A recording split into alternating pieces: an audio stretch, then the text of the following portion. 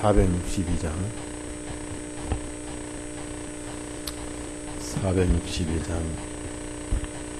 한 장만 더. 큰 물결이 설레는 어두운 바다, 저 등대의 불빛도 희미한데 이 풍랑에 배저 항해하는 주 예수님 이 배의 사공이라. 나 두려움 없네, 두려움 없도다. 주 예수님 늘 깨어 계시도다. 이 흉흉한 바다를 다 지나면 저 소망의 나라에 이르리라. 큰 풍랑이 이 배를 위협하며 저 깊은 물 입 벌려 달려드나 이 바다에 노저 항해하는 주 예수님 이 배의 사공이라. 나 두려움 없네, 두려움 없도다. 주 예수님 늘 깨어 계시도다. 이 흉흉한 바다를 다 지나면 저 소망의 나라에 이르리라. 큰 소리로 물결을 명하시며 이 바다는 고요히 잠자리라. 이 동력이 환하게 밝아올 때 나 주 함께 이 바다 건너가리. 나 두려움 없네, 두려움 없도다. 주 예수님 늘 깨어 계시도다. 이 흉흉한 바다를 다 지나 소망의 나라에 이르리라.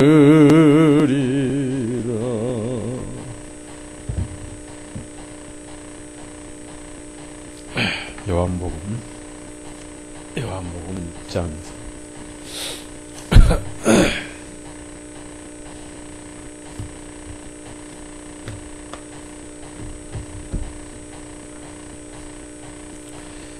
6장 1절에서 14절까지 요한복음 6장 1절에서 14절 같이 읽겠습니다. 이 일 후에 예수님께서 갈릴리 바다 곧 디베랴 바다 건너편으로 가시매 큰 무리가 주님을 따라가니 이는 주님께서 병자들에게 행하신 기적들을 보았습니다. 예수님께서 산으로 올라가시어 제 아들과 함께 거기에 앉으십니다. 마침 유대인들의 명절인 유월절이 가까웠더라. 그때 예수님께서 눈을 들어 자신을 향해 오는 큰 무리를 보시고 빌립에게 말씀하시기를 우리가 어디서 이 사람들이 먹을 빵을 사겠느냐 하시니 주님께서 그렇게 말씀하시면 그를 시험하려 하시며 하실 일을 친히 알고 계십니다. 빌립이 주님께 대답하기를 각 사람이 조금씩 묻는다 해도 200데나리온어치의 빵으로도 부족하리이다 하니 주님의 제자들 중 하나인 시몬 베드로의 형제 안드레가 주님께 말하기를 그의 보리빵 5덩이와 작은 물고기 2마리를 가진 한 작은 소년이 있나이다.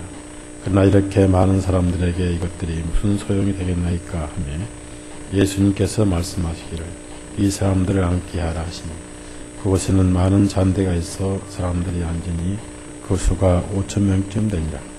예수님께서 그 빵덩어리를 들고 감사를 드리신 후에 제 아들에게 나눠주시니 제 아들이 앉아있는 사람들에게 나눠주고 또 물고기도 그와 같이 그들이 원하는 대로 나눠주시니라. 그들이 배부른 후에 주님께서 제 아들에게 말씀하시기를 남은 조각들을 거두어 버리는 것이 없게 하라 하시므로 그들이 함께 거두어 드리니 보리빵 5덩어리로 먹고도 그에 더하여 그들에게 남은 조각들이 12바구니에 가득 차니라. 그때 예수님께서 행하신 그 기적을 본 사람들이 말하기를 이분은 참으로 세상에 오셔야 할 그 선지자라 하니라. 기도하십시다. 사랑하신 우리의 주님, 오늘 또 말씀을 듣게 해주시고 비록 적은 숫자이지만 모이게 해주셔서 계속해서 복음이 전해지고 은혜의 말씀이 전파되게 하심을 감사합니다. 오늘 또 귀 있는 자는 듣게 해주시고 썩어질 양식을 위해서 일하는 자에는 복음에 관심이 없는 줄 압니다. 참석지 못한 우리의 지체들을 기억하시고 몸은 세상에 있으나 영은 주님과 동행케 해 주옵소서. 말씀을 또 우리가 깨닫고자 하오니 깨닫는 귀와 깨닫는 지혜를 허락해 주옵소서. 예수님의 이름으로 기도드렸사옵나이다. 아멘.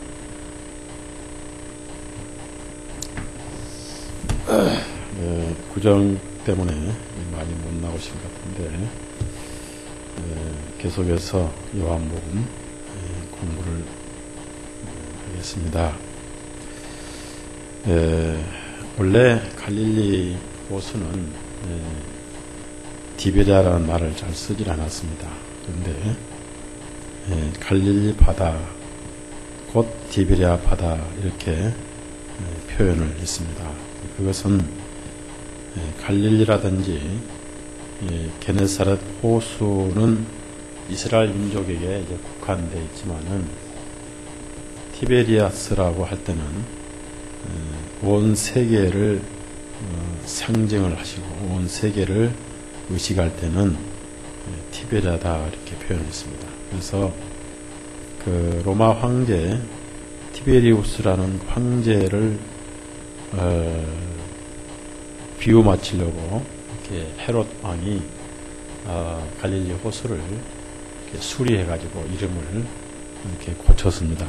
그래서 지금도 그 티베리아스라는 그 도시가 있는데 호수에 바로 있습니다. 그래서 티베리아라고 이렇게 표현을 한 이유는 앞으로 예수님이 세상에 생명의 양식을 주실 것을 예수님이 염두에 두시고 영적인 계시를 하셨지 않는가 생각이 듭니다.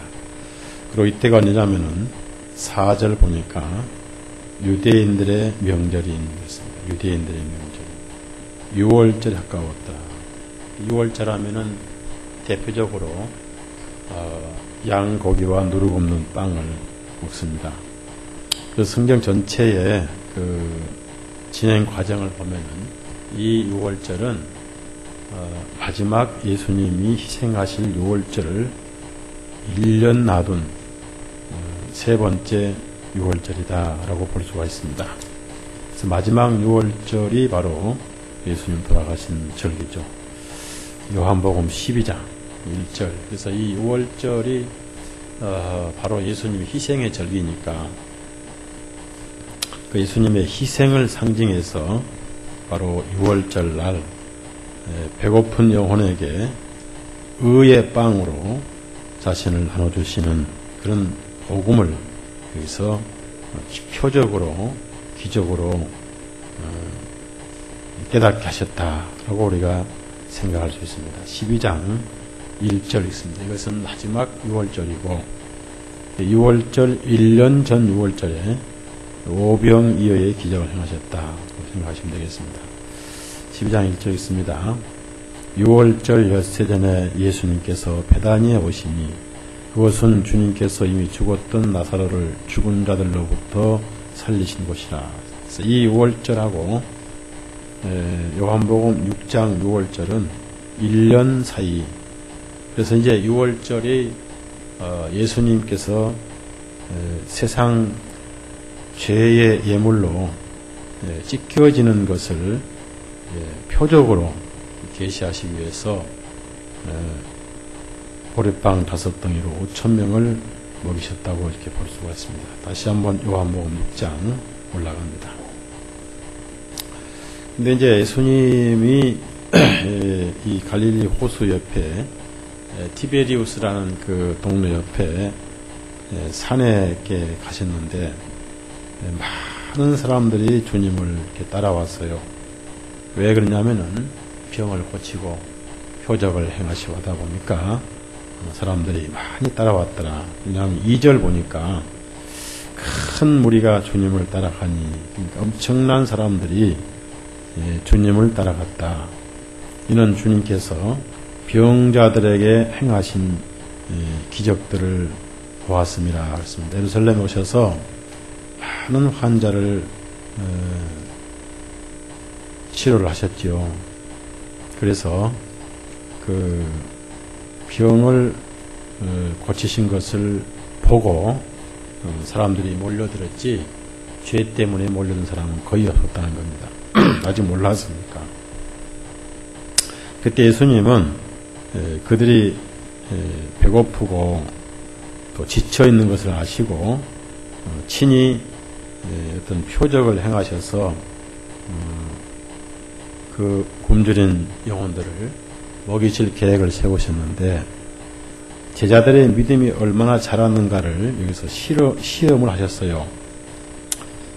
이제 제자들을 부르신 지 약 2년 반쯤 됐죠. 2년 6개월쯤 됐기 때문에 예수님에 대해서 어느 정도 믿음이 있을 것이다 라고 시험을 하시면서 그 중에 빌립을 부르셨습니다. 그래서 제자들은 이제 그 군중들이 먹든 말든 관심 별로 없었는데 예수님은 군중들을 먹이실 계획을 세우시고 그 다음에 다만 빌립을 시험하시기 위해서 우리가 어디서 이 사람들이 먹을 빵을 사겠느냐라고 이렇게 질문하였습니다. 제자들은 그 당시 돈 다 해봐야 돈이 별로 없고 유다가 돈을 가끔 써버렸고 거의 돈이 없었습니다. 그래서 돈으로는 빵을 사기는 전혀 불가능하고 계산이 되질 않습니다. 그래서 6절 보니까 주님께서 이렇게 말씀하시면 그를 시험하려 하시며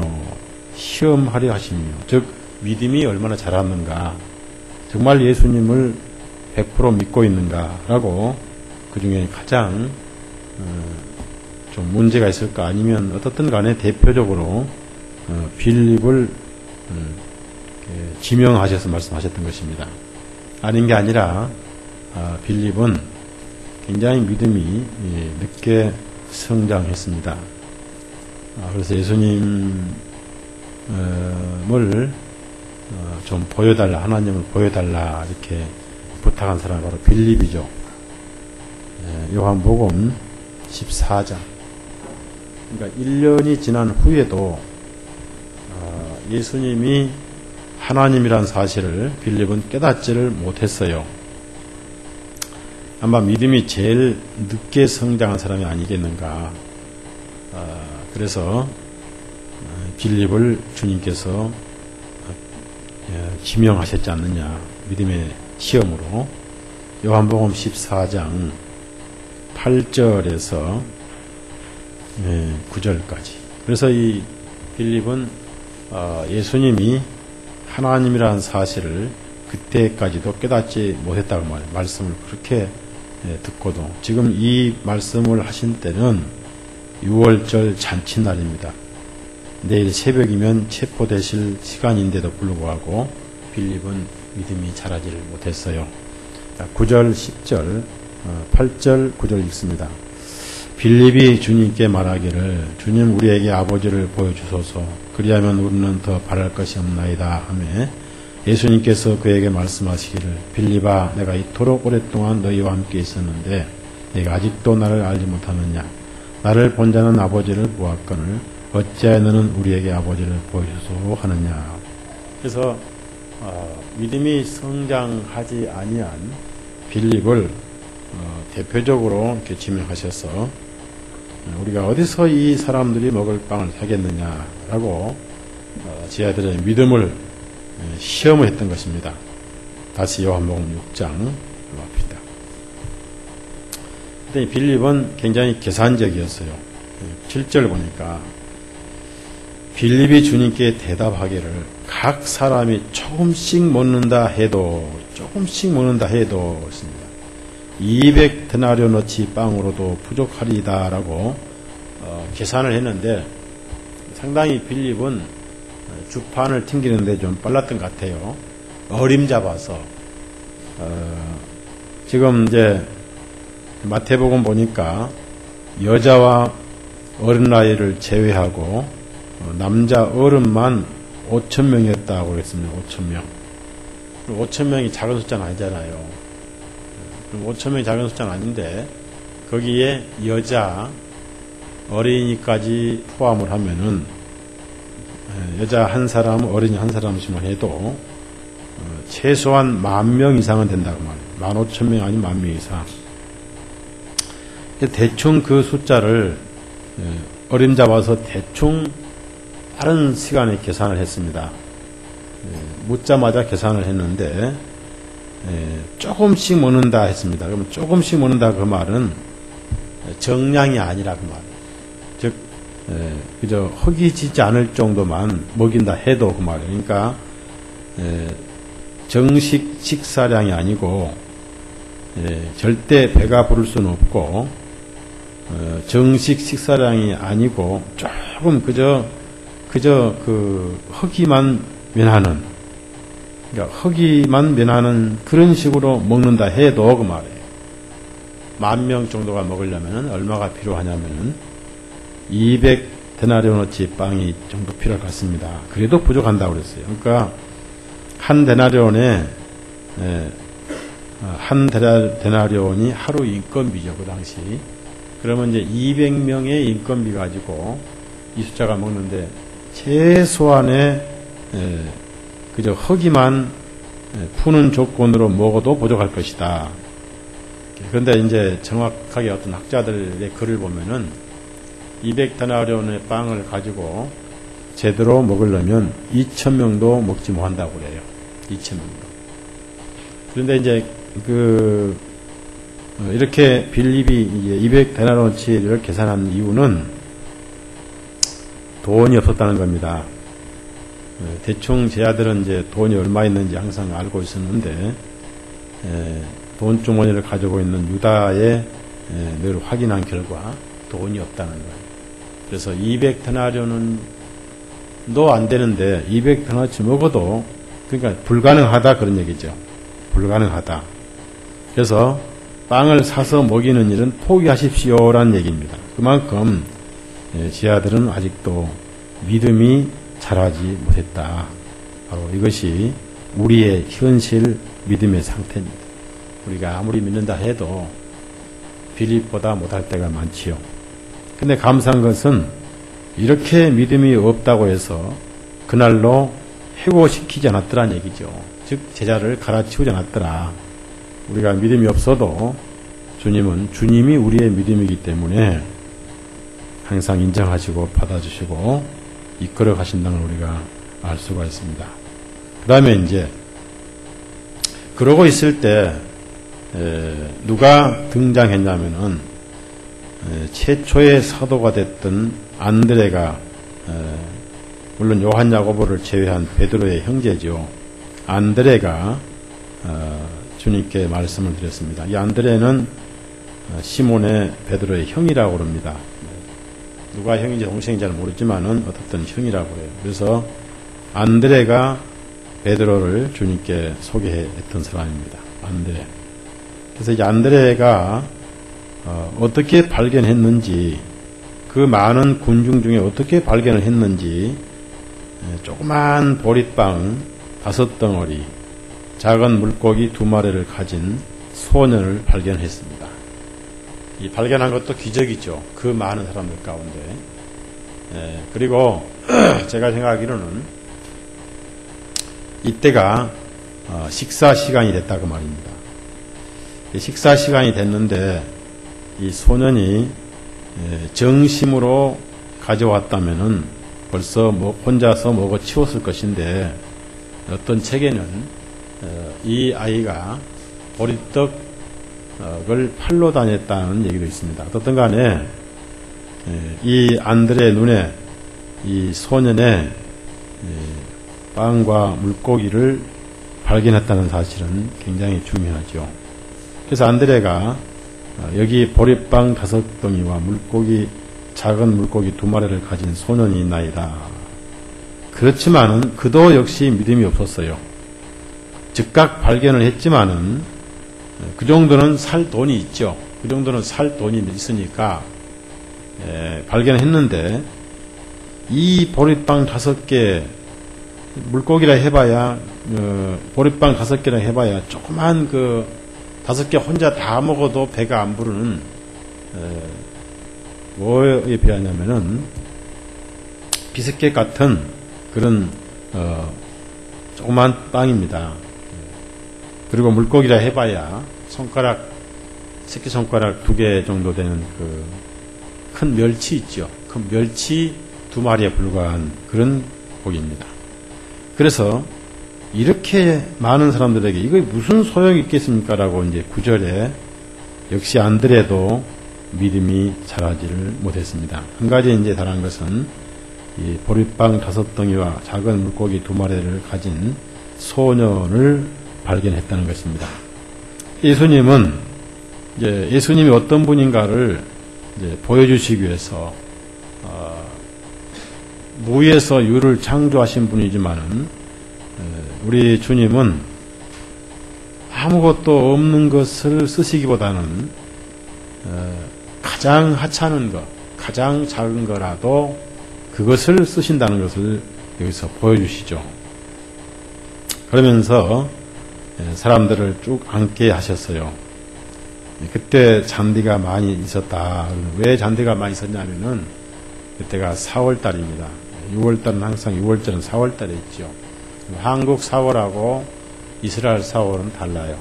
한국 4월은 아직도 이제 밤에는 찬기가 있고 그렇지만은 이스라엘 4월은 5월 중순보다 더 봄입니다. 그래서 잔디가 많이 있어서 사람들을 앉게 하니까 그 수가 5,000명쯤 되니라. 여기는 성경에는 이제 여자와 아이들을 제외하기 때문에 5,000명쯤 되니라. 예수님께서 그 빵덩어리를 들고 감사를 들으셨는데, 성경을 아무리 봐도 이 아들이 이 아이에게 이 보리빵 5개하고 물고기를 돈을 주고 샀단 말은 없습니다. 아마 이 소년이 주님이 쓰시겠다고 해서 주님을 따라다닌 소년이기 때문에 자기가 먹을 걸 먹지 않고 기꺼이 제자들에게 바쳤지 않느냐. 이것은 소년이 드린 바로 헌물이었습니다. 그것을 예수님이 들고 감사를 먼저 드리신다. 예수님 손에 들려오면은 그것은 큰 도구로 쓰임을 받는 것이다. 그래서 예수님께서 먼저 제자들에게 나눠주셨는데, 제가 성경을 아무리 봐도 예수님도 시장하셨을 것인데 예수님이 먼저 떼 먹으신 기록은 없더라 얘기입니다. 왜 그랬을까요?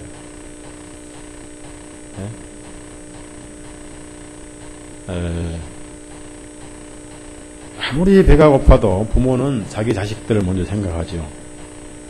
자식들이 다 먹은 다음에 부모는 먹죠. 하나님의 마음이 그렇다는 거예요.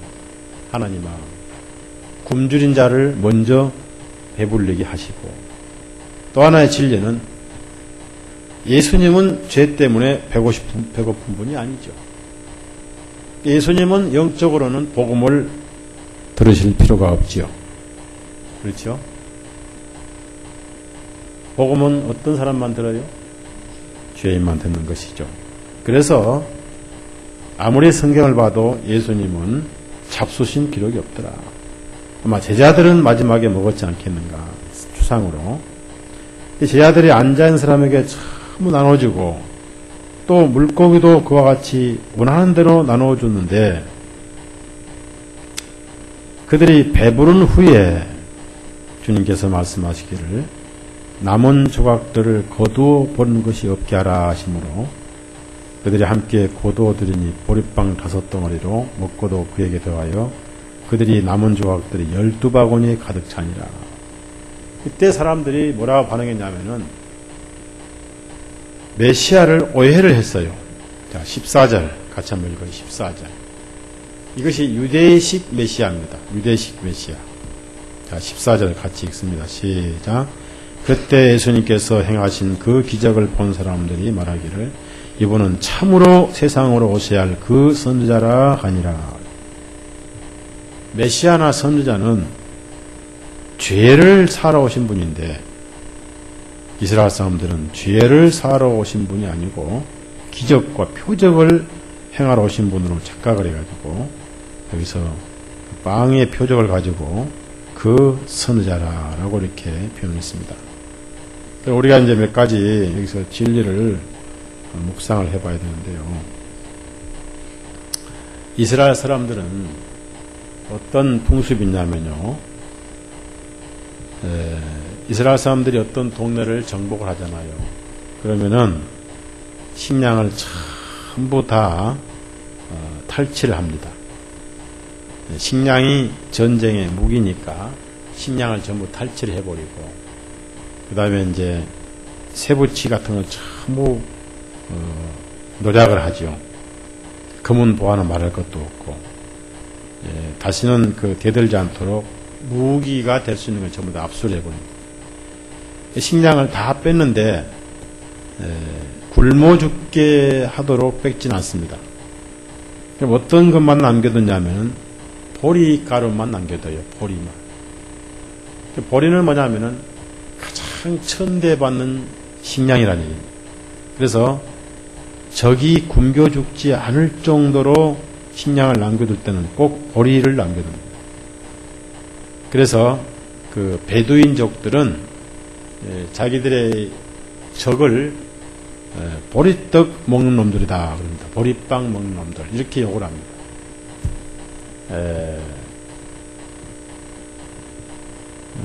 우리가 누구를 경멸할 때 뭘 먹느냐에 따라서 이렇게 그 사람을 경멸하잖아요. 자, 미국 사람들은, 한국 사람들이 여름에 삼복 더위에 먹는 음식이 있는데 뭐죠? 네. 그래서 미국 사람들, 한국 사람 욕할 때 뭘 욕한지 아세요? 네? 개고기를 먹는 야만인이다. 뭘 먹느냐에 따라 그 사람들을 경멸하는 거예요. 저는 절대 터닝 목사님 앞에 개고기 먹었단 말 안 해요. 어떻게 하냐면 보신탕 먹었다고 해요. 보신탕 알 게 뭐예요? 뭐든지 보신탕이잖아요. 그러니까 개고기 먹었단 말 안 해요. 대화를 안 해보니까. 이스라엘 사람들은 적을 욕을 할 때 보리떡, 보리빵 먹는 놈들 이렇게 욕을 해요. 보리빵은 굉장히 천한 빵입니다. 그래서 즉 이름 없는 사람들이다. 즉 존재도 없는 사람들이다 하는 것이 보리빵이다. 사사기 7장을 찾아보세요. 구약에도 보리빵 20개로 보리빵 한 덩어리 사사기는 이랑기야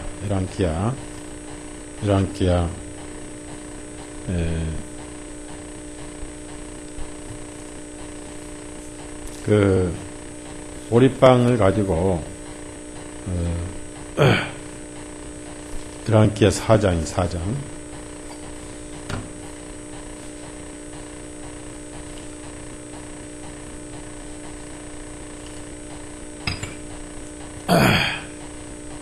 (4장) 42절부터 44절. 여기도 이제 보리빵이 나옵니다. 보리빵 20덩이로 100명이 먹는 기록이 나와요. 100명이. 자, 읽습니다. 한 사람이 바셀서로부터 에랑키아 4장 42절 읽습니다. 한 사람이 바알셀서로부터 와서 첫 열매들로 만든 빵, 보리빵 20덩이와 가득 담은 옥수수알을 하나님 사람에게 가져오므로 엘리사가 말하기를 사람들에게 주어 먹게 하라 하니 그의 사환이 말하기를 어떻게 제가 이것을 100명 앞에 차려놓겠나이까 하니 엘리사가 다시 말하기를 사람들에게 주어 그들로 먹게 하라. 주님께서 이같이 말씀하시기를 그들이 먹고 그것을 남기리라 하셨느니라 하므로 이에 그가 그것을 그들 앞에 차려놓으니 주님의 말씀대로 그들이 먹고 그것을 남겼더라. 여기도 그 100명이 20덩이 보리빵으로 먹었다. 이 보리빵은 천대받는 빵이다. 그 말. 천대받는 빵. 그래서 이 보리빵으로 여겨진 사람이 누구냐? 바로 기드온입니다. 기드온. 사사기 7장 13절. 그래서 우리 옛날 어릴 때 보리밥 되게 많이 먹었습니다. 네? 다행히 보리밥 많이 잡수셨어요, 어릴 때? 네? 근데 요즘에는 보리밥을 뭘로 먹죠? 별미로 먹죠. 13절, 사사기 7장 13절, 362페이지. 362페이지. 사사기 7장 13절 같이 읽습니다. 기드온이 그곳에 이르니 보라 어떤 사람이 그의 동료에게 꿈을 이야기해 말하기를 보라 내가 내 꿈을 꾸었는데 보라 보리빵 한 덩어리가 미디안 군대로 굴러 들어가서 한 장막에 이르러 그것을 쳐서 무너뜨리고 뒤집으니 그 장막이 옆으로 쓰러지더라 하니 미디안 군대를 부수는 기드온은 자기는 아무 가치가 없다고 그랬어요. 내가 어떻게 적을 이깁니까? 라고 자기를 낮추니까 비록 보리떡 같지만은 적을 이길 수 있는 하나님의 도구다 라고 꿈으로 이렇게 환상으로 보여주셨죠. 다시 요한복음 6장 올라갑니다. 그러면은 우리가 이 말씀을 깊이 생각을 해 봐야 되는데요. 우선 이스라엘 민족들에게 예수님은 아무 가치가 없었어요. 예수님이 그리스도이란 사실을 깨닫지 못하면은 외모로 볼 때나 동네로 볼 때나 출신으로 볼 때나 예수님은 보리빵같이 가치가 없는 분이었다. 사람들에게 멸시받고 천대받고 우리도 그분을 귀히 여기지 아니했다.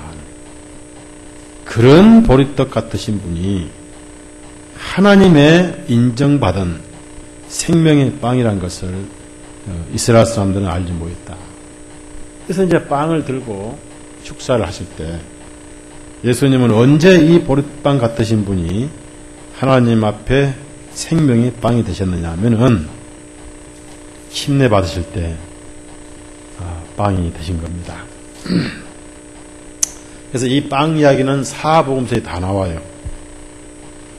자, 재미있는 것은 그 빵 덩어리를 들고 우리가 생각할 때는 그 자리에서 빵이 굉장히 많이 뻥튀기식으로 불어난 다음에 제 아들이 이 정도면 먹고 남겠다라고 보는데 빵을 엄청나게 많이 불어나게 하신 다음에 먹도록 하셔야 되는 것이 우리 생각의 순서인데 빵을 떼주면서 나눠주라는 거예요. 만약에 거기서 제 아들이 빵을 그것을 받아가지고 가다가 한 입도 안 되겠구만 하고 안 갔더라면 이 빵은 늘어나겠느냐. 제 아들이 할 일은 계산하지 않고 순종만 하면 되는 거예요. 우리가 신앙생활할 때 잘 안 되지만은 말씀에 순종만 하면은 되게 돼 있는 거예요. 하게 하신 분은 바로 주님이니까. 재밌는 것은 나눠줄 때 빵이 늘어났다는 겁니다. 나눠줄 때. 늘어나게 하시고 나눠주신 게 아니라 나눠주고 있을 때 늘어났다는 거예요. 그 다음에 다 나눠주고 나니까 빵은 더 이상 늘어나지 않더라 그 말입니다. 그런데 왜 이스라엘 사람들은 배가 부르고 또 배가 다 부르면서도 빵이 남았는가? 예, 이걸 우리가 말씀에 좀 진리를 알아야 되는데요. 구약 율법에는 추수를 할 때는 밥 모퉁이라든지 또 흘려진 이삭은 죽지 말고 억지로라도 이삭을 남겨두라 그랬어요. 왜냐? 고아와 과부와 나그네들을 먹기 위해서 남겨두라 그랬습니다. 하나님의 은혜예요. 그것이 풍습이 돼가지고 이스라엘은 꼭 음식을 먹고 좀 남겨요. 일부러.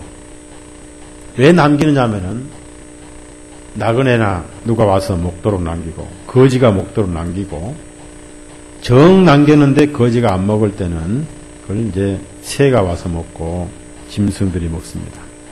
개는 먹지 않지만 개는 안 키우니까 짐승들이 먹어요. 이스라엘 풍습이에요. 그러니까 점잖은 이스라엘 사람들은 반드시 음식을 먹고 조금 남깁니다. 왜? 배고픈 사람이 먹도록 남기는 거예요. 자, 욥기 20장. 그래서 음식을 남기지 않고 다 먹어버린 사람을 예의 없는 사람이다. 또 뭐라냐면 인정도 없는 사람이다. 라고 욕을 하게 돼 있어요. 그래서 우리 한국에도 부모들이 자식을 위해서 음식을 조금 남겨놓고 그렇죠. 욥기 20장 21절 음식을 남기는 게 풍습이라는 거예요. 21절 시작. 그의 음식이 조금도 남아있지 아니하므로 아무도 그의 재물을 찾지 못. 그러니까 음식을 남기는 것은 자기에게 돌아올 복이다 그러면. 그런데 음식을 아무것도 남는 게 있으니까 무슨 재물이 있겠느냐라고 욥에게 얘기를 합니다. 자, 그래서 음식을 남겼다. 그래서 12바구니에 가득 찼다. 자, 우선 예수님은 이스라엘 민족들에게 존재도 없는 보리빵이었지만은 하나님 손에 들려진 이후에는 그분은 생명의 빵이었습니다.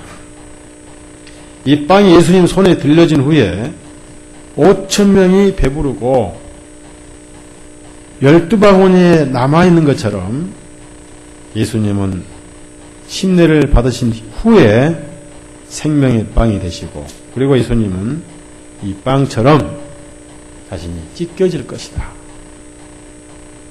오순절에 그 6월절에 찢겨질 것이다. 그래서 이 빵은 바로 나의 그림자다. 내가 생명의 빵이다. 라고 말씀하셨어요. 요한복음 6장 35절. 그러니까 그 물질의 빵으로 생명의 빵이 되신 예수님을 교육시키신 거예요. 기적으로. 요한복음 6장 35절 다 같이 읽습니다. 예수님께서 그들에게 말씀하시기를 내가 곧 생명의 빵이니 내게 오는 자는 결코 줄이지 아니할 것이요 또 나를 믿는 자는 결코 목마르지 아니하리라. 그 다음에 다시 한번 자, 48절에서 51절까지. 그러니까 육적인 표적으로 영적인 진리를 밝히셨다는 겁니다. 48절에서 51절 시작. 내가 곧 그 생명의 빵이니라. 너희 주상들은 광야에서 만나를 먹었어도 다 죽었으나 이 빵은 하늘에서 내려온 것이니 사람이 이것을 먹으면 죽지 아니하리라. 나는 하늘로부터 내려온 살아있는 빵이니 누구든지 이 빵을 먹는 자는 영원히 살리라. 또 내가 줄 그 빵은 이 세상의 생명을 위하여 주는 나의 살이니라 하시니라. 이 빵이 찢겨지듯이 이 빵이 찢어지면서 불어나듯이, 자, 재밌는 얘기입니다. 나눠주지 않고는 빵이 불어나지 않았다는 겁니다. 나눠주지 않는 빵은 한 사람이 먹어도 모자랐다 그 말. 소년이 먹어도 배가 고픈 빵인데 나눠주다 보니까 많아졌다.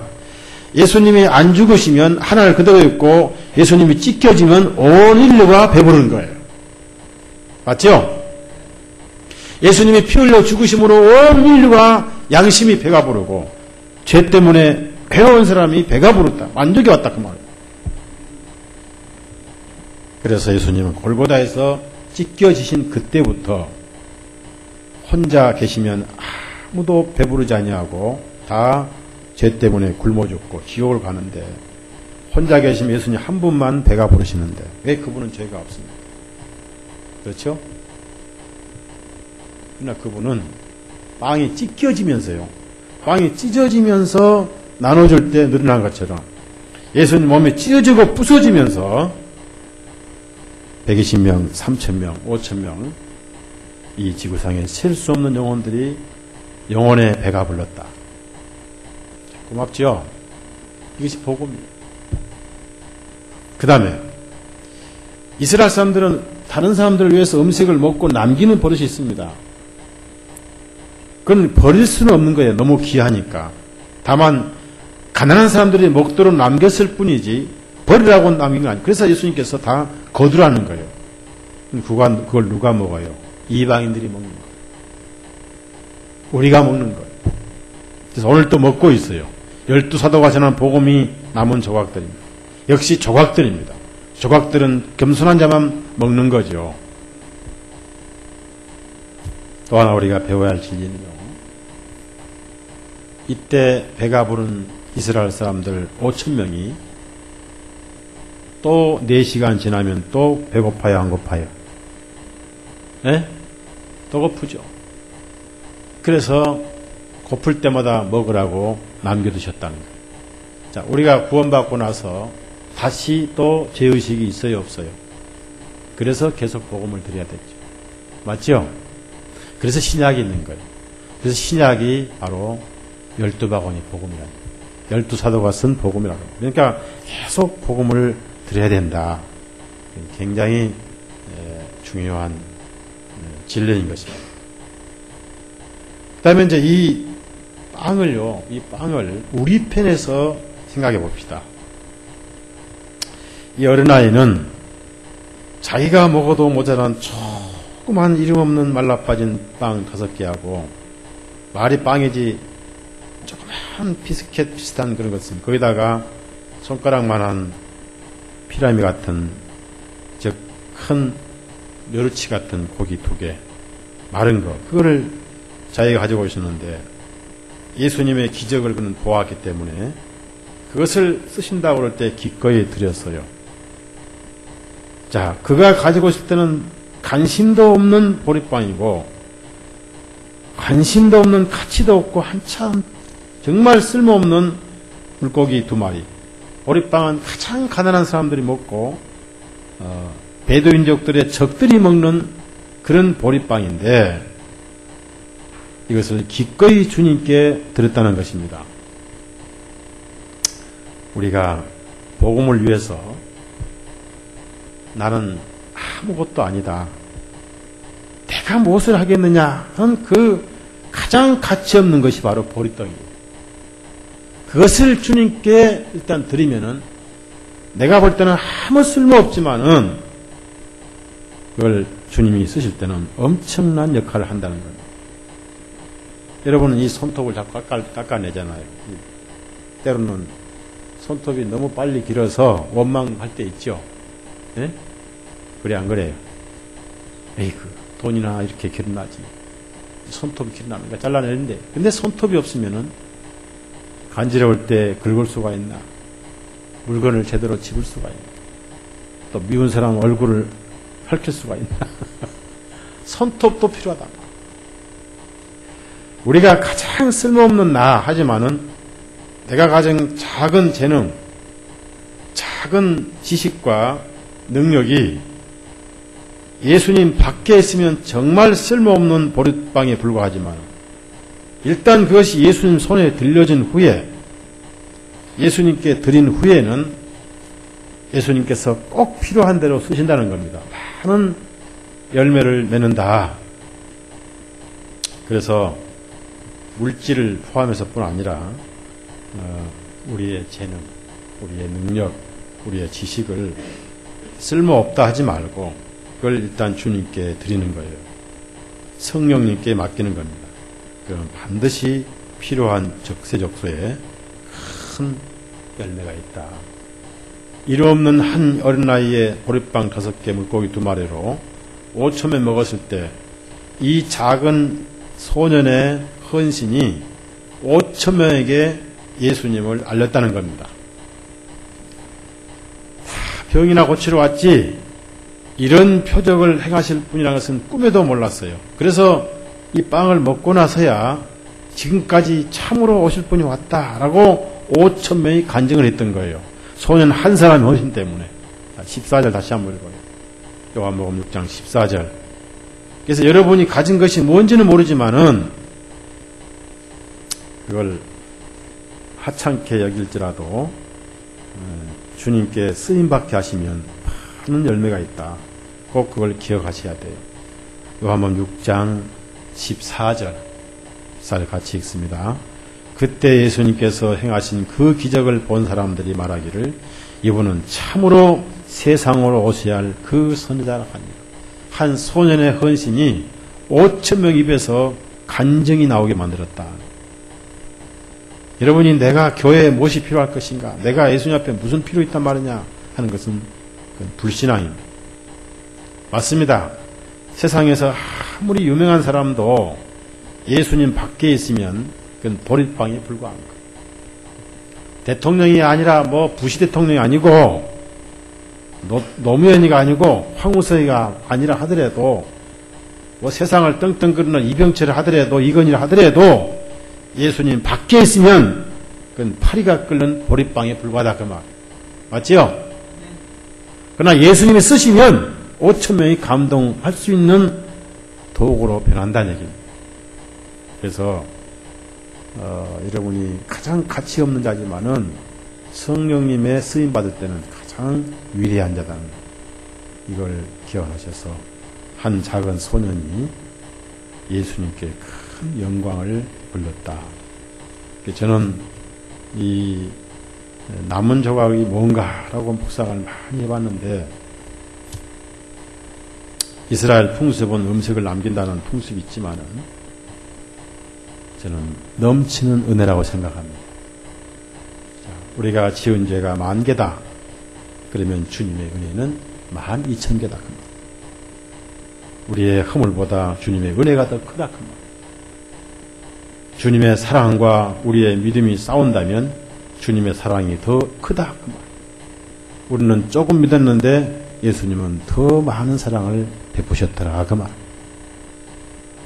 우리는 정당한 값으로만 생각했는데 예수님은 믿음 때문에 구원해 주시고 동시에 은혜의 보너스까지 주셨더라. 이것이 넘치는 은혜입니다. 그래서 우리는 그리스도의 은혜에 맡기면 마음을 놓을 수가 있다. 이것이 복음이다. 베드로후서 1장을 찾아 확실히 그렇습니다. 확실히 내가 죄 지음보다 예수님 은혜가 더 커요. 확실히 내가 지은 죄보다 예수님 은혜가 훨씬 더 큽니다. 이것이 배부르고 남아있는 12바구니라 그 말이에요. 넘치는 은혜라 그 말이에요. 그래서 우리가 하늘나라에 넉넉히 들어간다 그 말이에요. 믿죠? 넉넉히 들어간다 그 말이에요. 넉넉히. 네. 네.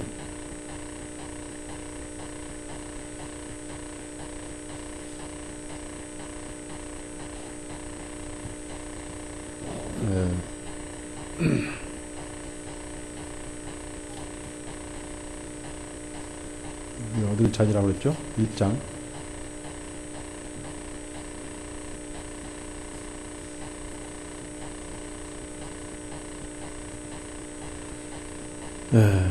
제가 어디를 찾는다 했는데 잊어먹었네. 넉넉히 들어간다, 넉넉히.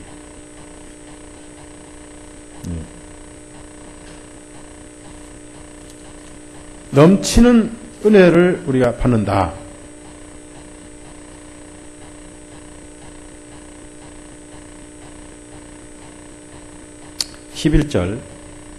우서 11절, 베드로후서 1장 11절 다 같이 읽습니다.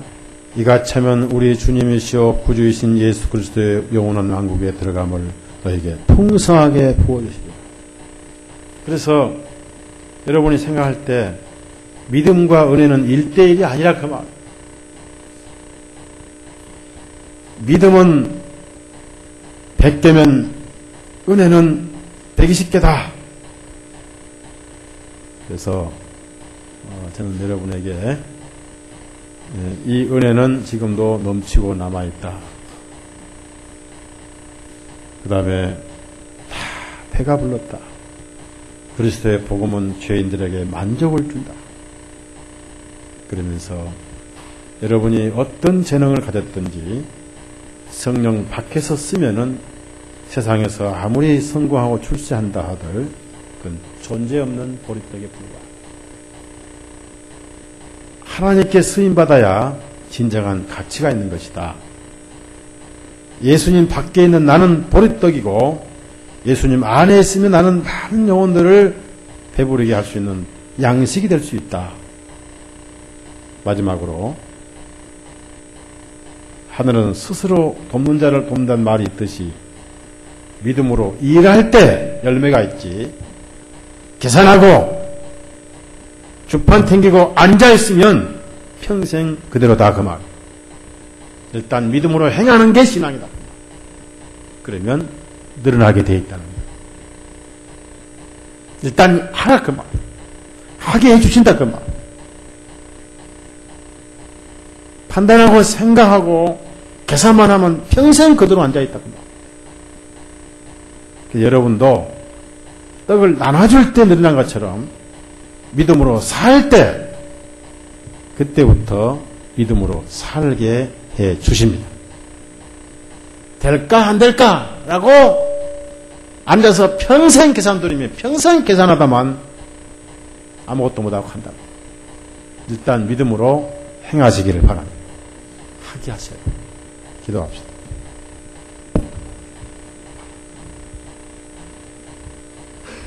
주님 감사합니다.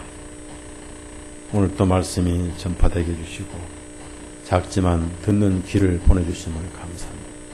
명절을 당하여 많은 지체들 참석지 못하고 있지만 어차피 육신의 명절은 존재없는 보릿빵 같은 것이고 그것이 하나님 안에서 쓰여질 때 가치 있는 것임을 깨닫고 빵을 나눠줄 때 늘어나는 것처럼 믿음으로는 행동을 옮기고 믿고 순종하는 삶이 진행될 때 믿음으로 살게 준다는 사실을 깨닫게 하시고 우리 주님 찢겨지시고 넘치게 남기신 것처럼 우리가 지은 죄보다 훨씬 더 많은 은혜로 갚아놓으신 줄로 압니다.